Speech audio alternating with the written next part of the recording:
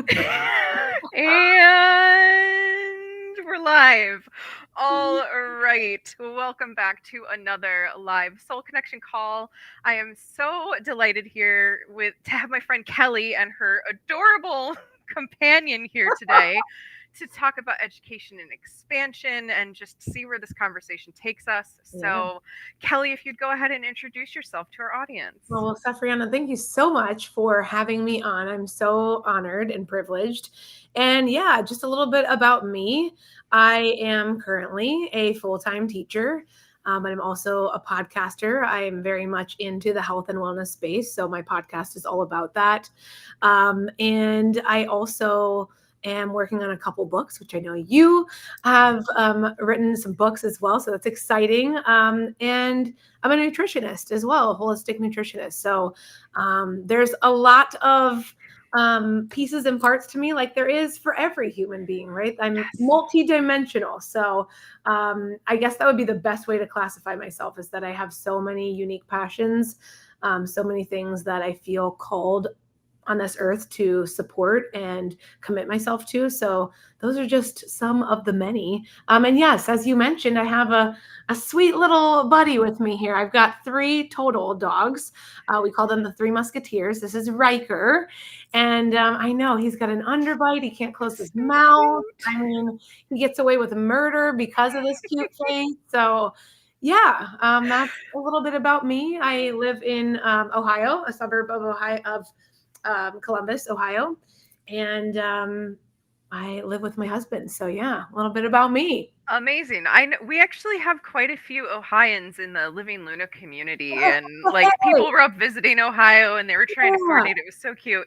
I love it. So thank you for being here again, Kelly. And in case you don't know me, I'm Safrianna Lughna, the Queer Spirit Guide. I'm CEO of Living Luna. I am multi-passionate like Kelly. I was a teacher for nearly a decade, so that's why I'm still very passionate about the education world because it's our future, right? It's Mhm, literally what brings up our future generations. mhm. And I am a retired therapist, and I paint and I write and I do all kinds of things, and I have cats and I have uh, 2 stepdogs and Yeah. all kinds of fun stuff going on. So, now that we're sort of oriented here, we'll jump into our topic, which, like I said, is education and expansion. So, Kelly, what subject, just to kind of anchor me, I was an English teacher. What do you currently teach? Yeah, I currently teach 3rd grade. So my licensure is in the elementary setting. So currently I am teaching 3rd grade. Wow. Oh my gosh. I have never taught elementary school, but I was a summer camp teacher for multiple years and Oh, worked with elementary age in okay. that. And I was a middle school teacher. Yep. So it's like most people when they think of teachers, I don't know why this is the case, but they usually think of like high school teachers. And Yeah, they think of like you're teaching like these grown up almost that's the case. adults. Yeah. But no, and like elementary school comes with its own slew of like fun things because they're like dirty and snotty and Oh yeah. don't have Absolutely. boundaries yet. Yep. So what's that like? Because I haven't been in a third grade classroom ever. Yeah. What's that like, especially after pandemic and like tech Oh, increase? I'm super oh, curious. sure. Yeah. I mean, wow, where do I begin with that? Well, first, I will say that from what I've heard in the high school setting, sounds like sometimes they can act a little bit like elementary students too. So, I mean, yes, we would hope that they would be more adult-like, but not always the case, unfortunately. But yeah, what does it look like to be in an elementary classroom today? Gosh, I mean, well, to your point, it definitely is different now than it was prior to the pandemic. Mhm. And I mean, there's a lot of pros and cons to that. I think, relying heavily on technology for, a couple years, and kind of going, from remote to hybrid to back and forth, a couple times in the midst of all that. Um, I think a lot of lack of social skills has come out of that, and I think, you know, again, I can only speculate, but I think that can probably be seen in any grade level, right? Yeah. Whether you're in elementary, middle, or high school, which is quite sad. But I think we're getting, I think we're starting to trend in the right direction in terms of, now we're getting back into quote unquote the normal, way of teaching. And so I think that's allowed us as teachers to be able to support and help with that, building those social skills, which by the way is not part of the job, but it's just Right. it's one of the many hats that we wear, if you will. So, yeah, I think socialization has been a big change, the lack thereof, and trying to get students back into knowing how to talk to people, knowing how to make friends, has definitely been the learning curve, I will say. But yeah, I think the biggest thing for me, I notice in elementary is learning to be responsible.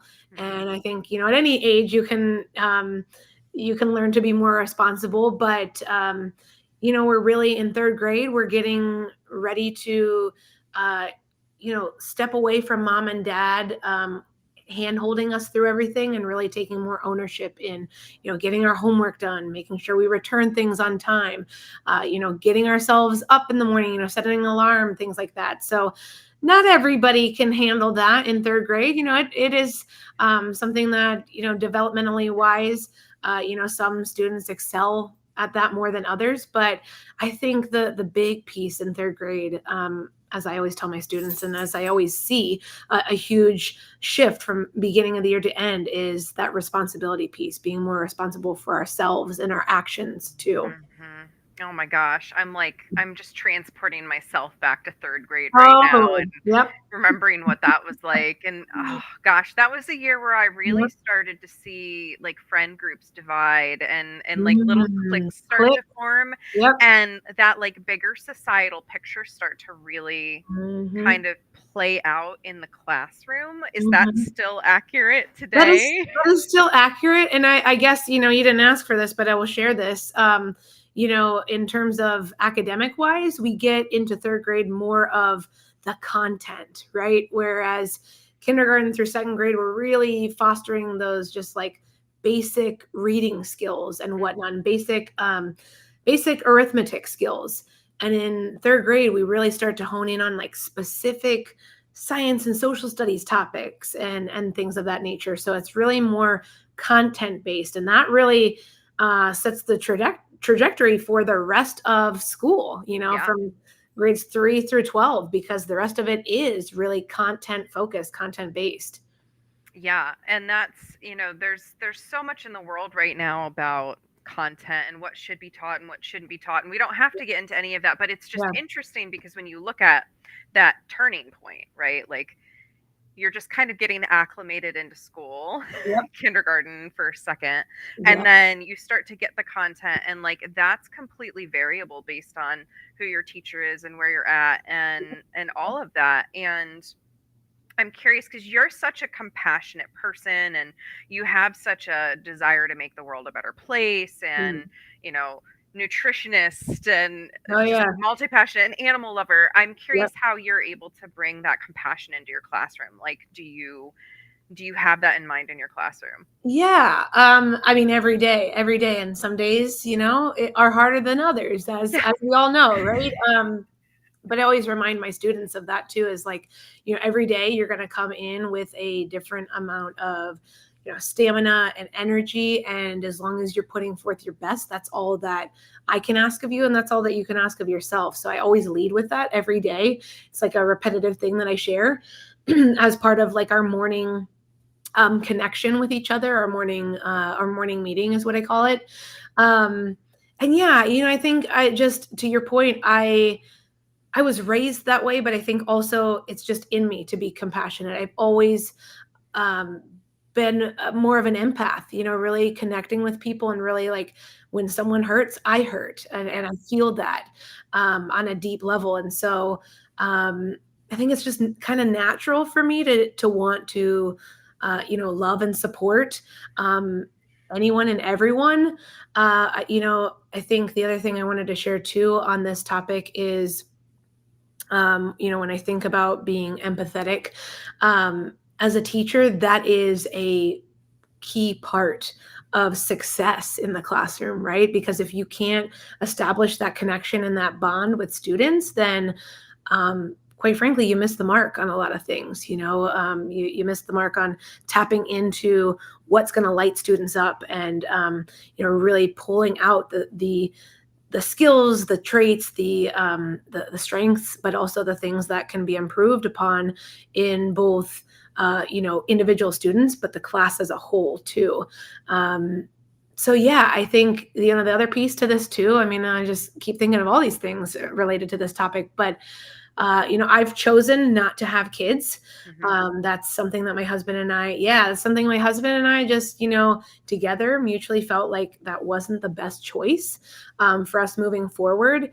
And, I like to say, and I tell my students this every year, I like to say that those are my kids. Every year I get a brand new bunch of kids, and, the love and support that I would have put forth to my own kids had I gone down that path, I can now do that in the classroom. And while that doesn't look the same because they're not my, blood and flesh and blood, kids, they're still kids of this world. They're still kids that need to be supported and loved and nurtured. And so, I feel blessed to be able to do that in that capacity. And then, I always say, then I can bless and release at the end of the day. I go home and there is no, bedtime routine or anything for myself. There is, but, not for kids. So, it's kind of the best of both worlds, if you will.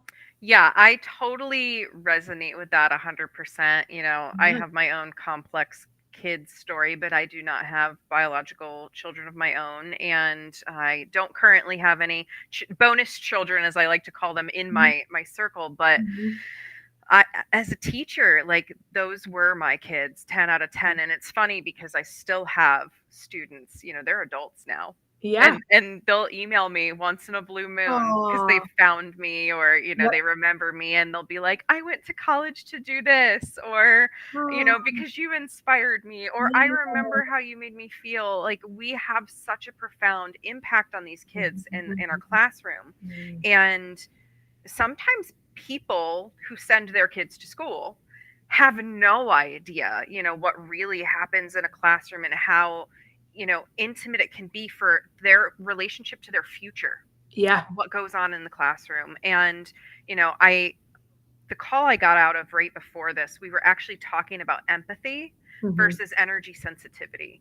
And I think it's so fun that you acknowledge that you have this empathy, so you can not only feel your students' feelings when they're going through something, right, and it can break your own heart, but that's absolutely an asset in a classroom, and also a challenge. Whereas somebody who is not empathic and who's energy sensitive might just feel the energy if the energy's off in the room, but they don't really know what's going on. And so it's like, we all have these different gifts, and some gifts are really well suited to connect in a classroom. And I love that you have that and you're aware of it, because it just makes your impact on those kids that much more profound. Yeah, I think so. I mean, to your point too, it can make it harder, because there are days, I mean, I would say more days often than not, where I come home drained, and I'm like, I didn't, run a marathon. I'm not, doing physical fitness like at school. I'm just doing the regular run of the mill, like, teaching and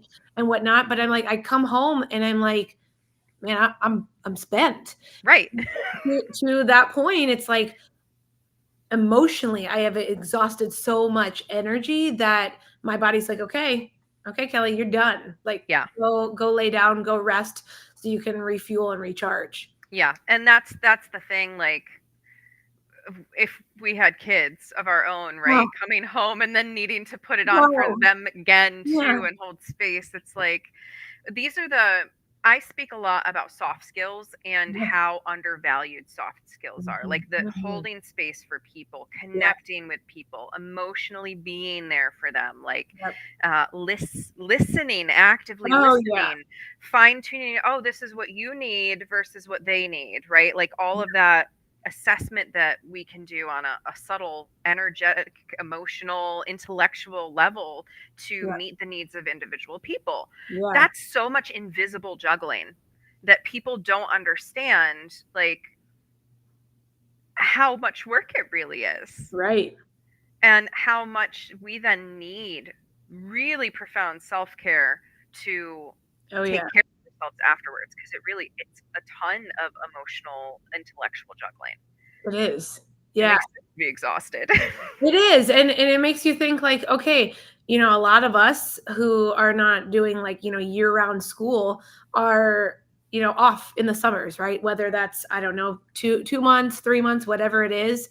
A lot of people look at that and say, oh, well, you get the summers off. That's great. And it's like, that's just like scratches the surface. I mean, like, when you're dealing with X, Y, and Z things throughout the school year, and whether you have, really challenging class to not so challenging class, 1 year, those factors play into like how you end up, what your summer ends up looking like. I know for me, a lot of the times my summers start off with like the first week or two, I'm like just in a vegetative state because my body's like, and come back to me, like, Yes.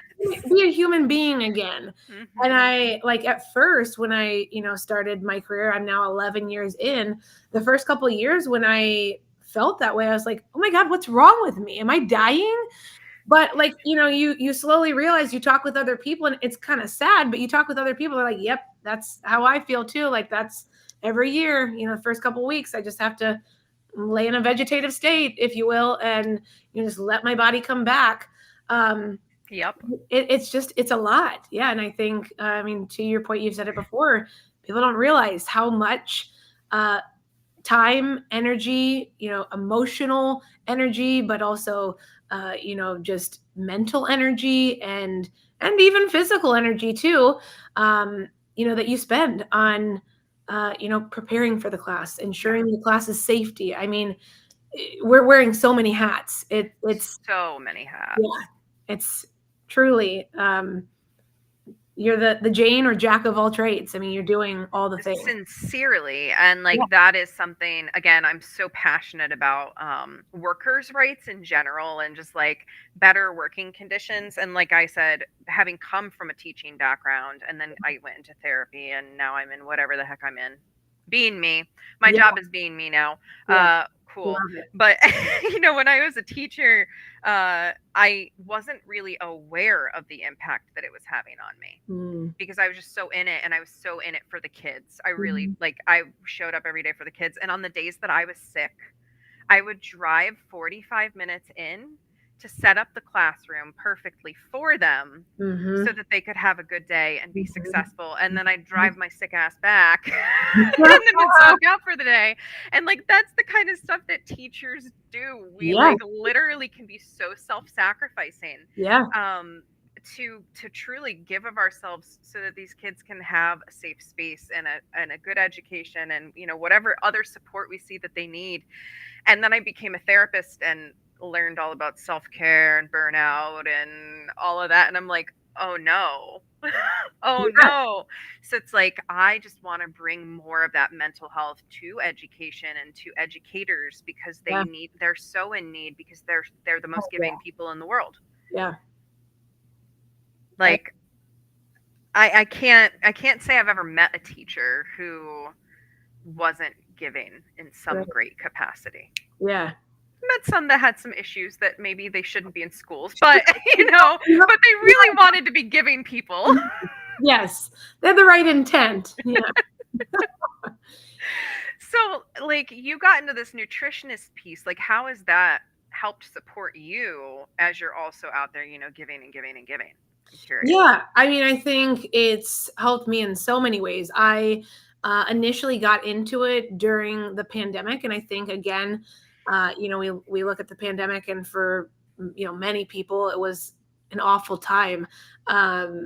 Being secluded, not with people. Unfortunately, many people got sick. Thankfully, I was not one of those people, but I've always said, and I stand by this, the pandemic for me was one of the best things that happened to me in my life, because it really, and I know this is not where we're going, but I promise you we'll get back on the bandwagon here in a second, because there's a method to my madness. There's a reason why I'm going down this direction. It really allowed me to realize that, you know what? Teaching is not everything. Like, that doesn't define me. Right. It is a part of me, But it is at the end of the day, I am not Kelly, the teacher, period, done the end. I am Kelly, the X, Y, and Z, whatever I want to be person. And we all are. And so for me, it took the pandemic stopping me dead in my tracks and being like, look, now you're teaching from home and now you got all this extra time. What are you going to do with it? And again, I was dealing with some health issues, some gut dysbiosis, which again was a lot of stress from the job, just my life in general. So it all kind of, blended together. But I decided, I was like, I'm home. I'm going to learn about nutrition. So I went back to school and got certified as a holistic nutritionist, first thinking that I was going to just heal myself, learn how to support myself. And then I realized, holy crap, there's another way to educate. Like, I love to educate. That's part of who I am as a person. I know I was put here to educate in a multiple different ways. And now I can educate adults in a completely different area, which is nutrition. And I love that. And so, yeah, I went down that path. I've taken a couple of different turns as I've, gone down this path of nutrition. I'm now getting more into more of the perimenopause phase. I'm really excited to learn about that because I know that's my next phase of life. It starts as early as 35 and I'm 33. So here we go. Yep. I'm getting myself ready, and reading all the books, and just, I feel like it's one of those things that we don't learn about. I mean, we for sure don't learn about that in school, right? But we don't learn about that from families too, because I mean, to be quite honest, my mom never knew about any of that. And, just feminine hygiene and wellness, there wasn't a lot of that for whatever reason, in the day and age we grew up in, it just wasn't talked about. And a lot of it was just not known. And it was also kind of like taboo. But I am trying to help break that stigma and get rid of the taboo and bring more of that to women specifically, because I feel called to do that. I feel that's one of my next steps. But again, reeling it back into your initial question. Yeah, I mean, nutrition was another way I realized that, wow, I love to teach, and I can teach, but on a different topic and to a completely different group of individuals. So yeah, it's just lit me up.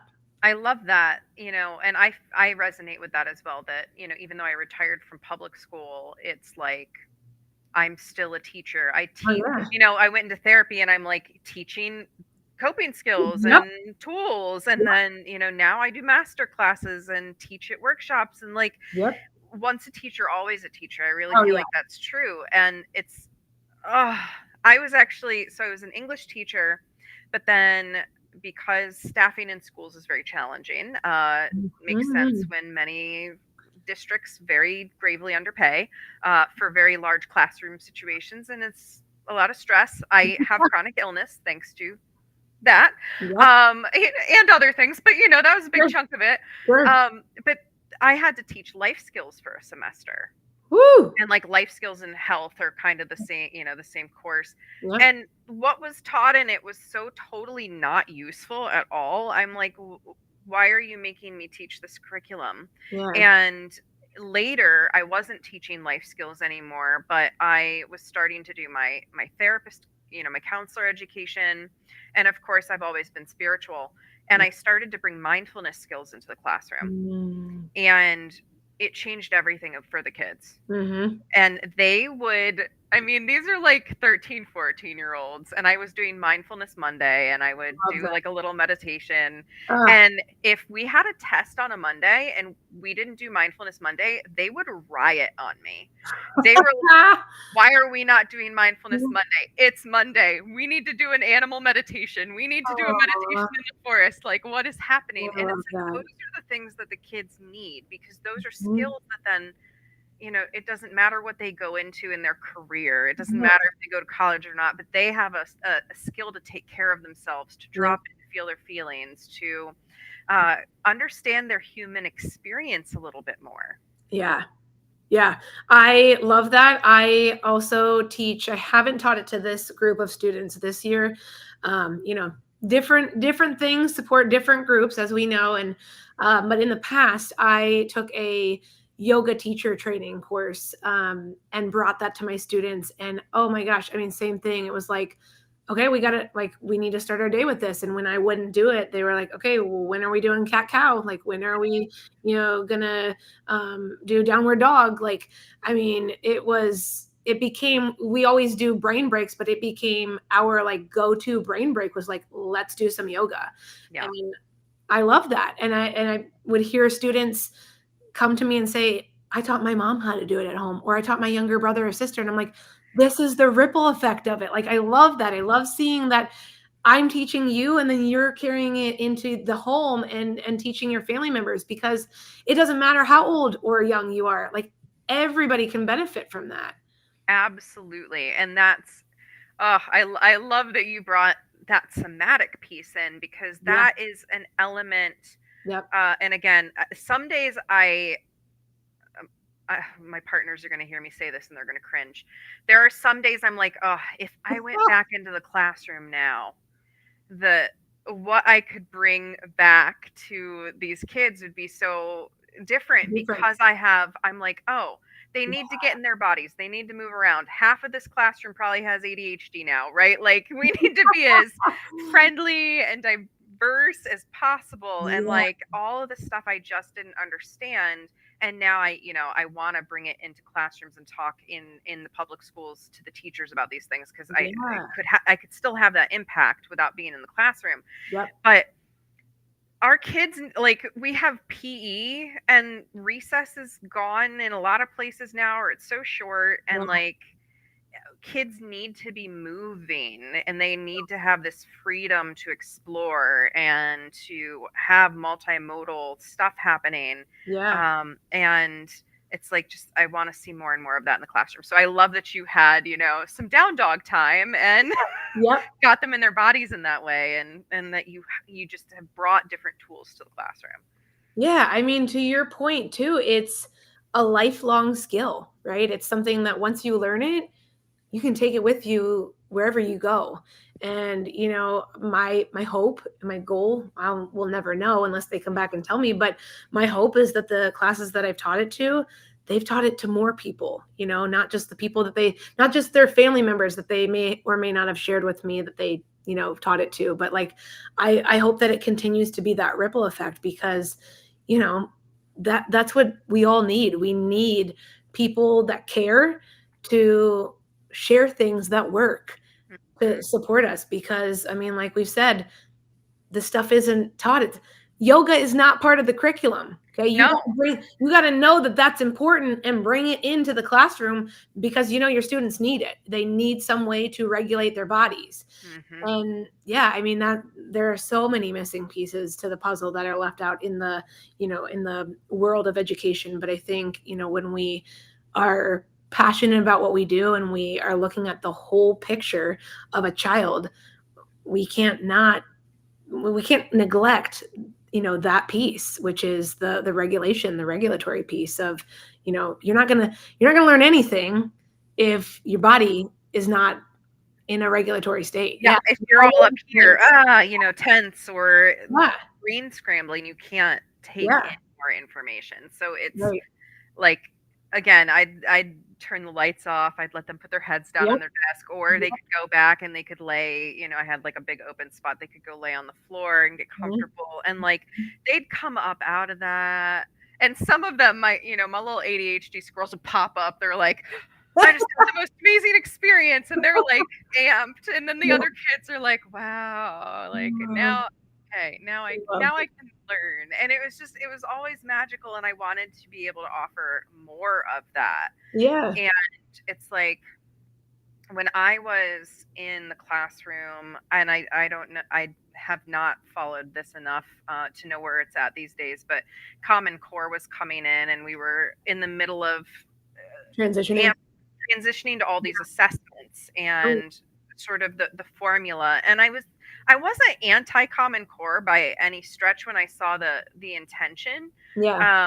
But I hated every moment of the having to do tests a certain way, because it just took the love and joy out of a lot of parts of the classroom, and I remember working really hard to bring in things that would somehow fit the curriculum Mhm.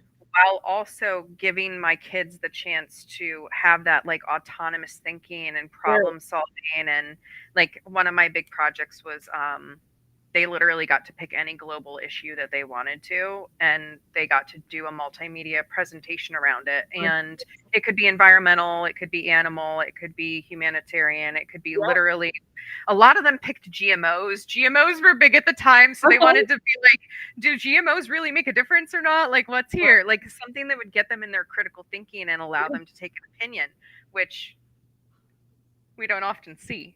We don't. We don't. Yeah. I love that. That's incredible. I think, yeah, gosh, testing has really taken a toll, I think, on students, but teachers as well. Especially, again, I'm going to bring us back to the pandemic with so many gaps that have arisen from that. I almost feel like some of those tests are not even relevant because we're trying to close these gaps and then we're still holding students to these same standards. But hello, we're, there was a huge chunk of time that was missing that. Yeah. I mean, yeah, sure, we're working on filling those gaps, but I don't think it's, fair to hold them to the same standards. So, yeah, and I just think every year, like, testing starts earlier and earlier in a younger and younger age. And at what point do we, maybe stop and say, hey, you know is this really having the intent and the outcome that we are looking for? Because if not, maybe we need to pull back the reins and decide, another avenue, another way to go about this. I mean, we're constantly, as teachers, conducting assessments on curriculum in our classroom. Is that Right. not enough? Yeah. Like, it's just, yeah, there's a very I guess, just big disconnect between what we're doing in class versus, this larger picture of, higher ups, if you will, and the larger entity that be, what, they deem is necessary. So yeah. Yeah. And again, once I learned a lot more about mental health and was like doing my own work, I just could see how it wasn't serving anyone to go that way. Yeah. And I really think, I'm all about autonomy. I'm all about self expression, self Mhm. awareness. Mhm. I think public schools are one of the most important services in the world, Definitely. and something that we want to maintain access to. Yeah. And how do we make it more freeing for our kids to really decide what future they want to create, Yeah. and for themselves and for others, right? Yeah. Because it's the future's not a test. Right.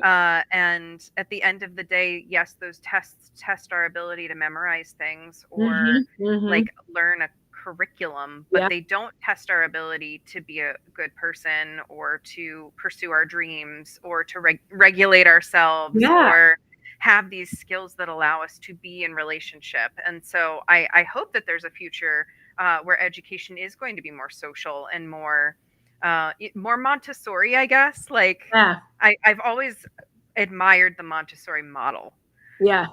of just like let them explore what they want to explore and support them, like let them be safe.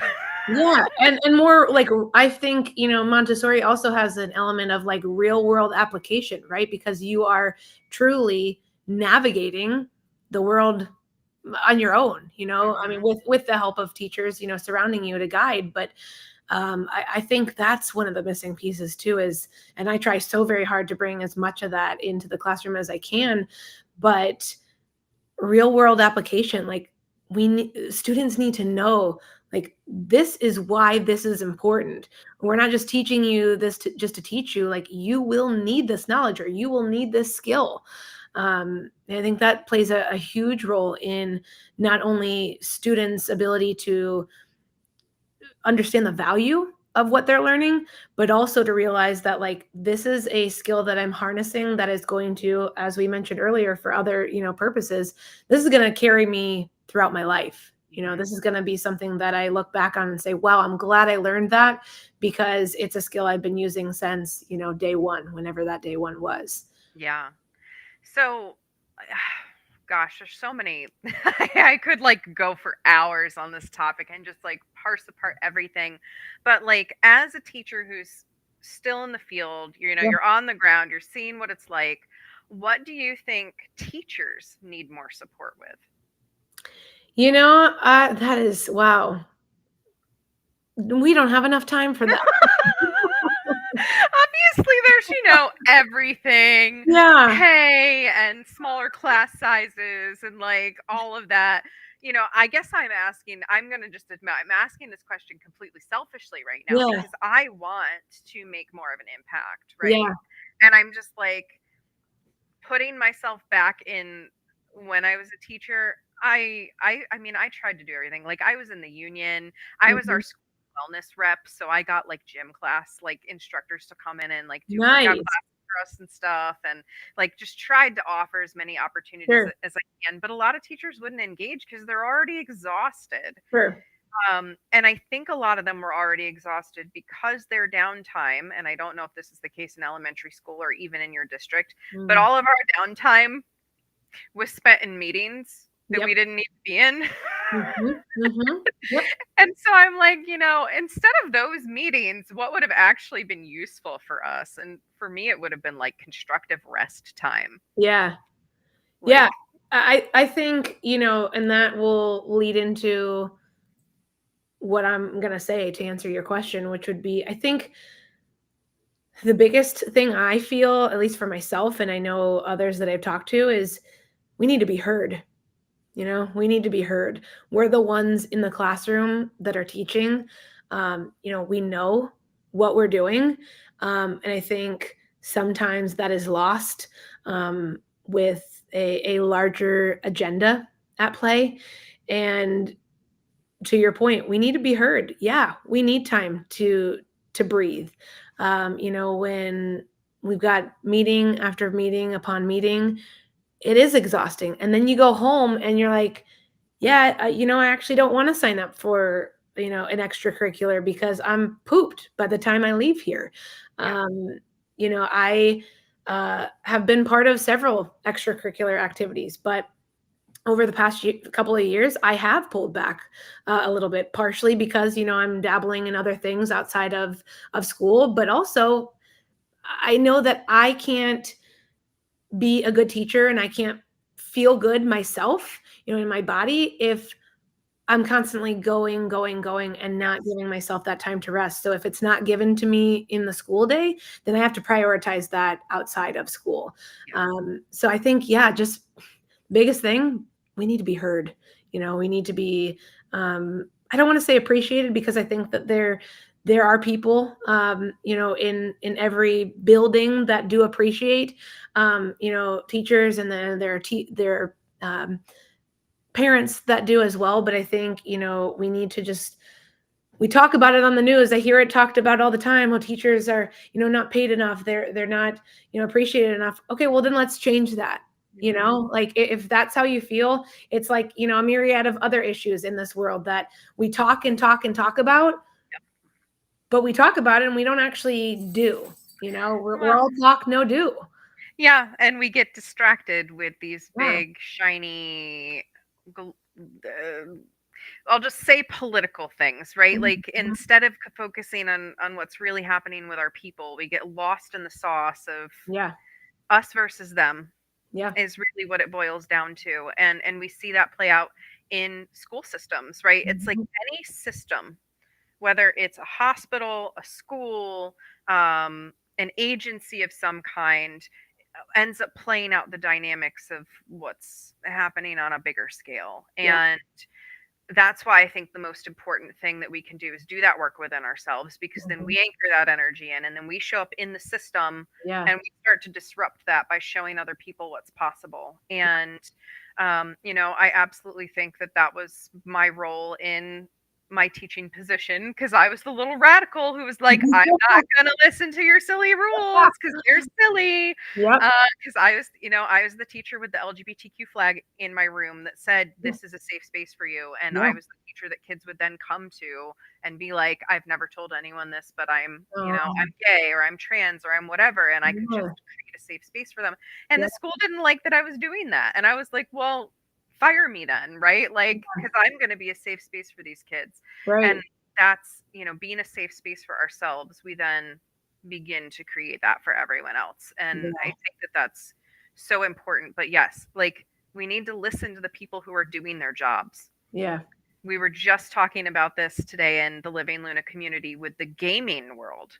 Oh. That the shareholders, the people on top are like, we're going to do this because it's going to make the game better, but they're not listening to the people that are playing the game and developing the game that are actually doing it. Yeah. Right. And they're like, no, we don't want this. Like, that's the same across the board, regardless of what position we're talking about, is like, listen to the people who are actually the ones doing the job, that are actually live, right? Doing it live. They're on the ground. They're doing that thing in the world.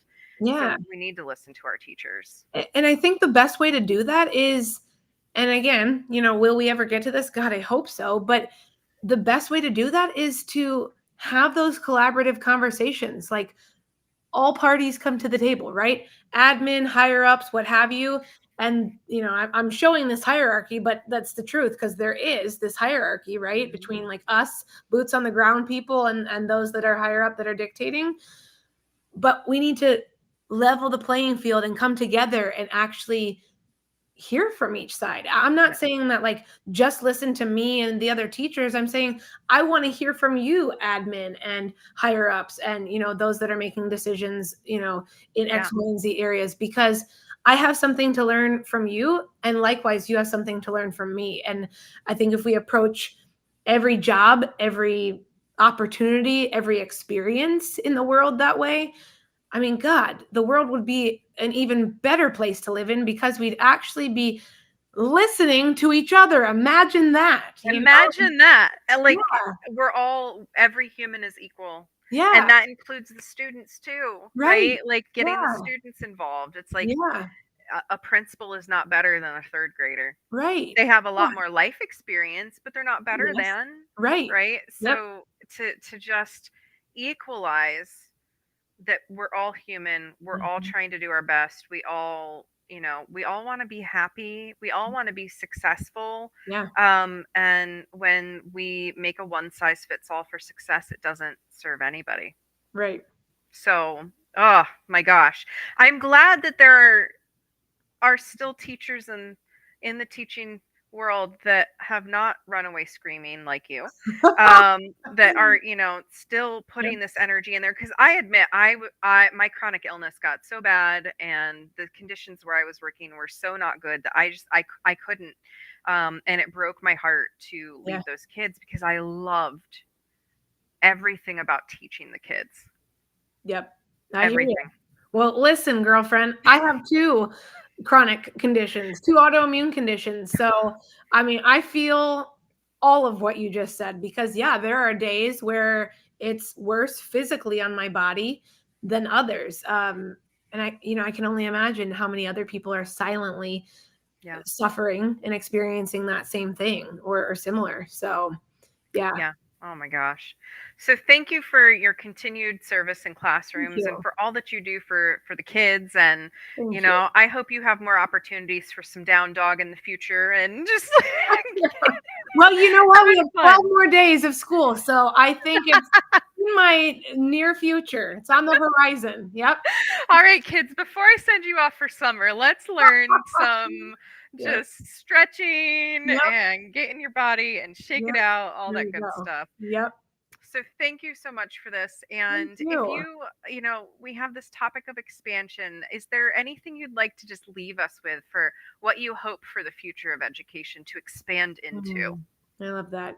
Yeah. I hope, really related to what I just said there at the end, I really hope that sooner rather than later, we are able to find a more collaborative approach to education, where all parties are being heard and where we can truly take everyone's thoughts and everyone's ideas and meld those and blend those together to, make nothing's going to be perfect, but to make an imperfectly perfect, approach to education where, everyone feels honored, appreciated, accepted, where everyone has a chance to thrive. And I'm talking not just students, but teachers and everyone who's part of the educational process, parents as well.